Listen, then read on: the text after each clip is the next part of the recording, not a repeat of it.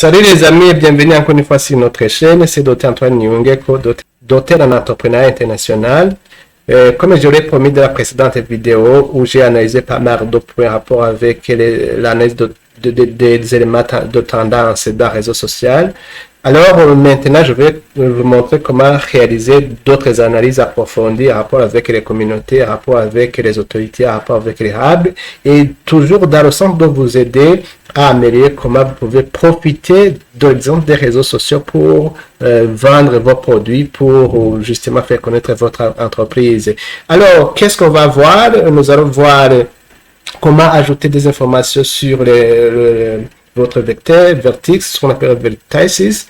Je vais vous montrer comment ajouter les degrés dans votre réseau quand vous avez créé le réseau. Je vais aussi vous montrer comment faire un histogramme qui montre les nœuds et les degrés. Et puis, je vais vous montrer comment créer un réseau de diagrammes qui montre les connexions. Je vais vous montrer aussi comment mettre en évidence les degrés et les layouts, ce qu'on appelle les layouts. Et puis, je vais vous montrer comment changer les formes. Et puis, je vais vous montrer comment identifier les autorités et les hubs. Et puis, je vais vous montrer comment calculer les scores des autorités et des hubs. Et en fait, je vais vous montrer comment identifier les communautés dans votre réseau que vous analysez. Nous continuons à travailler sur le même réseau qu'on a créé précédemment. C'est un réseau à rapport avec les appels téléphoniques où on analyse les différents appels téléphoniques. Si par exemple vous travaillez dans une compagnie de téléphonie mobile et vous voulez analyser les réseaux qui existent, ou bien si vous travaillez dans les agences de contrôle de téléphonie mobile, ou bien si vous voulez analyser tout simplement les réseaux sociaux, comment les gens font les likes, les dislikes, les recommandations, etc. Et c'est justement dans le cadre de l'analyse des réseaux sociaux. Alors, souvenez-vous le modèle qu'on a réalisé dans notre vidéo. Si vous n'avez pas vu la précédente vidéo, je vous invite à la voir parce que c'est là où on a réalisé le modèle. Souvenez-vous, le modèle était appelé APL2 parce que c'est le nom du modèle qu'on avait le nom du réseau social qu'on avait donné, c'était APL2. Alors, je continue à travailler sur le même réseau. Ici, c'est pour justement ajouter des informations avec les labs au niveau de notre modèle. C'est justement, j'ajoute le lab et les noms. Voilà. Et puis, je vais encore une fois, c'est la continuité de la vidéo. Il ne faut pas me demander comment j'ai créé. C'est pourquoi je vous recommande à voir l'autre vidéo parce que c'est la continuité. Ici, je peux ajouter aussi les degrés ou le nombre de connexions. C'est avec cette commande. Vous voyez, degree. Tout ça, degree, c'est le nombre de connexions. Souvenez-vous, on a déjà vu ça. Je vais ajouter ça. Et puis, je vais alors créer un histogramme qui inclut les informations que je viens de créer avec les degrés, cette fois-ci. Voilà, je vais exécuter la commande. Voilà, ici, qu'est-ce que ça renseigne? Pour lire normalement, ça c'est le nombre de nœuds. Et ici, ce sont les degrés. Le nombre de nœuds ou nodes avec les degrés. Ici, on peut voir qu'il y a autour de 3 nœuds qui ont à peu près de 0 à 2 degrés. Ici, on voit aussi qu'il y a autour de 8 nœuds qui ont à peu près, en termes de connexion, entre 2 et 3, etc., etc. Et puis, on continue avec la création d'un diagramme qui montre les connexions. C'est juste un rappel parce qu'on a déjà vu ça. Ici, le set seed, c'est pour que la figure ne change pas. Mais si on n'utilise pas le set seed, quand vous faites la présentation, la visualisation, ça va changer. La forme va changer selon toutes les fois que vous allez exécuter la même chose. Donc, vous voyez par exemple, cette présentation, ce résultat de la présentation. Vous voyez la présentation, comment elle est. Je vais encore une fois exécuter. Vous allez voir finalement le changement. Vous voyez. Voilà. Mais il faut alors exécuter le set seed pour éviter que la présentation change. Pour que la présentation reste toujours la même. Vous voyez que déjà ça a changé. Vous voyez que ça a changé. Mais quand je fais la même chose, vous allez voir que maintenant ça ne peut pas changer. Quand j'exécute. Vous voyez, ça reste la même chose. C'est ça l'intérêt du set seed. Alors maintenant, je vais essayer de mettre en lumière justement les degrés pour qu'en fait, un qui a le plus de degrés puisse justement être grand et un qui a moins de degrés de connexion. Quand on parle de degrés de connexion, donc le nez sera proportionnel au nombre de connexions que l'on a. Ici, vous voyez, c'est toujours la même commande, mais ici, vous voyez que j'ai mis à la lumière les degrés. Et si je veux alors multiplier par 0,9 chaque degré. Si vous avez des degrés, ça veut dire que la taille sera 2 fois 0,9. Voilà. Ici, c'est la taille des flèches. Voilà, je vais exécuter. Et voilà le résultat. Voilà. Maintenant, on va voir au niveau des nœuds. Qu'est-ce qu'il y a? Vous voyez que par exemple, ce numéro, puisqu'il y a ce numéro a plus de connexion, vous voyez que le nœud quand même est un peu grand. Voilà celui-ci, le 75 259 445. Vous voyez aussi celui-ci, que c'est un peu grand. Et puis celui-ci aussi, et puis vous voyez celui-ci aussi. Mais les autres, vous voyez que les nœuds sont très petits. Par exemple, celui-ci qui n'a pas de connexion, vous voyez que même le nœud n'est pas visible. Et aussi ici, vous voyez que le nœud n'est pas presque visible. Je vais voir si... voilà. Ok, c'est bon. En fait, c'est pour vous montrer une visualisation qui tient compte de la taille de degré ou de la taille de connexion. Voilà, c'est ça, exactement ce que je suis en train de faire. Et puis, je vais changer le layout. Le layout, normalement, on le change ici. C'est cette partie-là de layout. On va voir aussi comment ça se présente. C'est juste, vous allez retenir la présentation qui vous convient. La présentation qui vous convient. Voilà. Le zoom. Ça, c'est une autre façon de faire la présentation. Voilà. Mais vous voyez toujours que les numéros avec des contacts nombreux, vous voyez qu'ils ont des nœuds qui ont tendance à être très grands. Voilà, on peut aussi changer encore une fois le layout. Donc, vous voyez, maintenant, j'utilise celui-ci. Et c'est à vous, justement, de choisir ce qui vous convient. Voilà.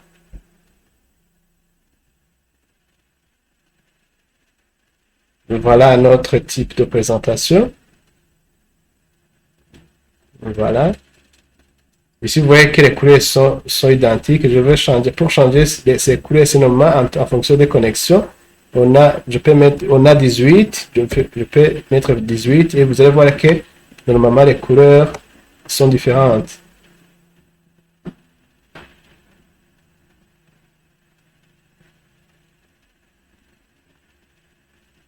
Normalement, les couleurs devraient changer. Normalement, ces couleurs devraient changer. Je ne sais pas pourquoi c'est pas... on a combien de liaisons? On a 39. On a 39 liaisons.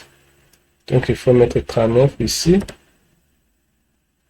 Je vais voir comment ça se présente.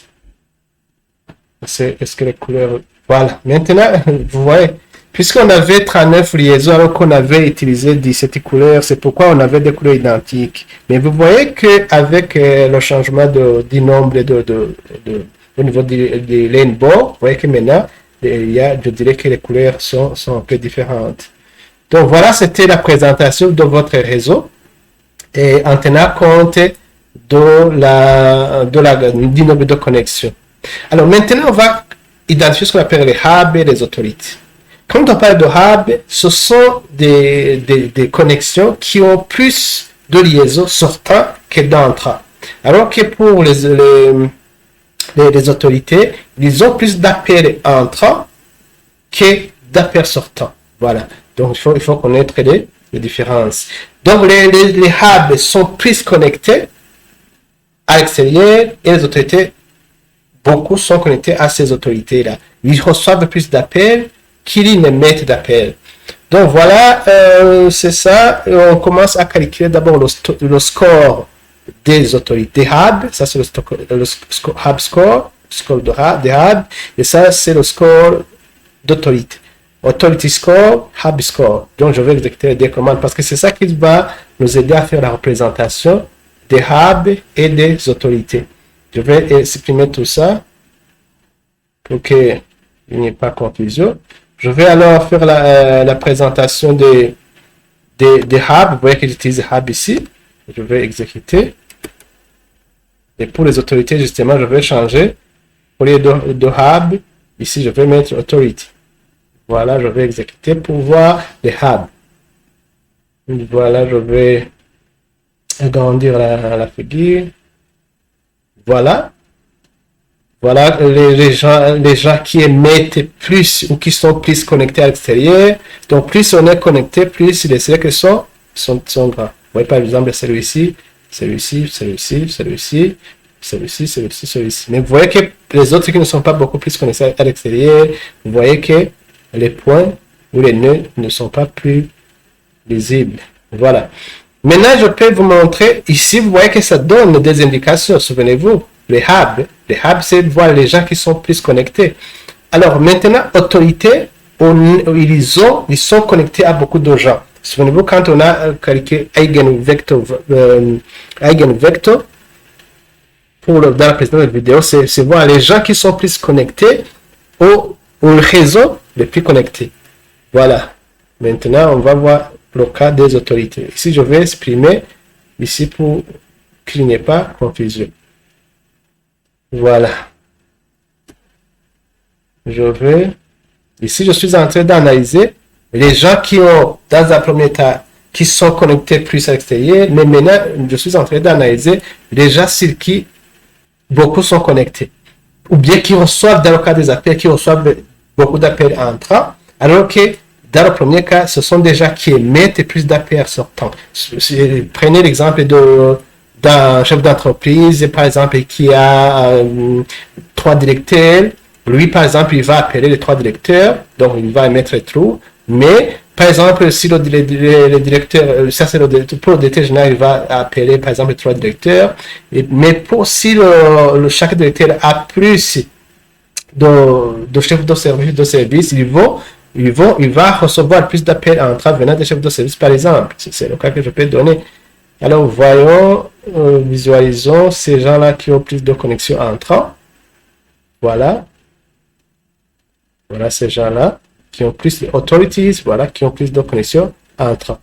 Donc, voilà, en fait, c'est la même commande, sauf que vous voyez que j'ai utilisé ici authority score que j'ai calculé à haut. Sinon, c'est la même visualisation, c'est la même figure. C'est ça qui change, tout simplement ça.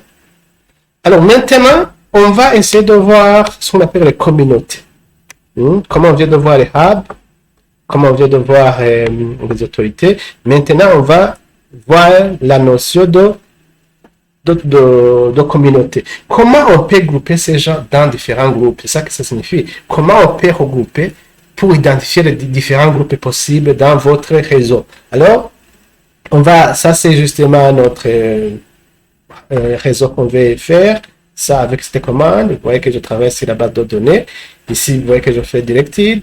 Alors, la fonction qui me permet justement de faire la classification, c'est ça. Mais vous voyez que je travaille sur le net que je viens de créer. C'est comme si ici je mettais APLD, puisque j'avais déjà créé ça, c'est comme si je mettais APLD. C'est juste pour l'appeler d'environnement. Et puis, alors, pour faire la visualisation, vous voyez que c'est cette commande-là, plot, celui-ci, net. Le net, c'est celui-ci. Et aussi ça. Alors voilà, je vais exécuter. Je vais encore une fois faire avec l'autre que j'avais créé. Vous allez voir que c'est toujours la même chose.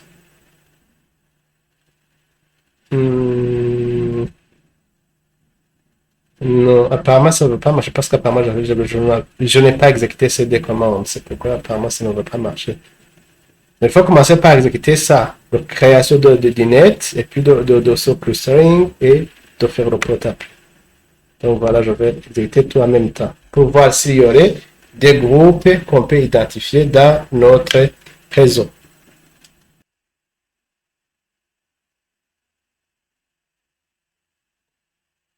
Voilà les résultats. Voilà le résultat de ces groupes qu'on peut avoir, comment on peut classer les gens selon différentes communautés. Donc, vous voyez qu'il y a la communauté qui est constituée par ces gens-là. Il y a une autre communauté qui peut être constituée par ces gens-là. Voilà, et voilà une autre communauté qui est constituée par ces gens-là. Voilà. Voilà. Donc, vous voyez que quand on a parlé de connexion, vous voyez que par exemple, celui-ci, il est connecté. Si vous voulez par exemple, atteindre ces autres membres, vous voyez que il faut passer par celui-ci. Mais s'il faut, par exemple, atteindre cette communauté, vous voyez là où c'est très intéressant. S'il faut atteindre cette communauté, est-ce que vous ne voyez pas qu'il faut justement essayer de passer par celui-là? Parce qu'apparemment, celui-là est plus connecté dans cette communauté. Mais si il y a aussi la possibilité de passer par celui-là. Parce que celui-là, comme vous le voyez, il peut connecter celui-ci. Il peut connecter aussi celui-ci. Et quand celui-ci contacte celui-ci, ici vous voyez que celui-ci, il est connecté aussi beaucoup et il peut transmettre les informations. Et vous voyez aussi, non, celui-ci, il est connecté à celui-ci. Là aussi, celui-ci n'a pas trop de connexion par rapport à celui-ci parce que celui-ci est connecté à celui-ci, celui-là, il est connecté aussi à celui-là et il est connecté aussi à celui-là. Donc voilà, c'est vraiment très intéressant s'il faut analyser. Et en tant qu'entrepreneur, vous voyez que s'il faut par exemple s'il faut chercher des gens pour promouvoir vos produits, vous voyez finalement que ce numéro est intéressant parce que celui-ci il est connecté à celui-ci, il est connecté à celui-ci, il est connecté à celui-ci. Donc en négociant avec celui-ci, il va transmettre alors ou promouvoir vos produits. En contactant celui-ci, mais vous voyez qu'il peut contacter directement celui-ci. C'est ça ce qu'on appelle analyse des communautés. Alors, aussi, si vous contactez celui-ci, par exemple, lui aussi, il va influencer parce qu'il peut contacter celui-ci directement. Il peut aussi contacter celui-ci directement. Donc, vous voyez que vous pouvez toucher les deux communautés en passant par celui-ci. Parce que lui, il va contacter celui-ci et aussi il va contacter celui-ci. Et voilà, je pense que s'il faut par exemple toucher aussi ici, vous voyez que celui-là est plus connecté. Il est connecté à celui-là, il est connecté à celui-là, il est connecté aussi à celui-là, et aussi celui-ci il est connecté à celui-ci, et il est connecté aussi à celui-là. Donc vous voyez que cette personne-là aussi a plus de connexion. Quand on a analysé les eigenvectors pour voir les gens qui sont plus connectés aux gens, et il y a plus de connexion. Vous voyez que celui-ci est connecté à celui-là, et s'il est connecté à celui-là, et aussi il est connecté à celui-là. Donc voilà. Voilà, justement, c'était pour vous montrer comment vous pouvez réaliser l'analyse des communautés, l'analyse des autorités et l'analyse des hubs. Et je voyais que cette analyse-là peut être utilisée pour promouvoir vos produits ou bien pour prévenir les maladies. Par exemple, pour le cas des maladies en termes de contamination, vous voyez que aussi ça a des effets quand vous analysez cela. Ou bien en matière politique, en termes de leader, aussi, vous voyez que ça peut faire en sorte que votre politique marche ou ne marche pas en essayant de jouer sur ces gens-là qui sont le plus connectés. Donc, je pense que cette vidéo va aussi vous aider dans l'amélioration d'analyse des réseaux sociaux ou des network analysis. Et si vous avez aimé cette vidéo, je vous invite à la liker, de la partager. Notre souci est de partager le maximum de connaissances en essayant d'intégrer nos nouvelles technologies. Merci pour votre visionnage. À la prochaine vidéo. Bye.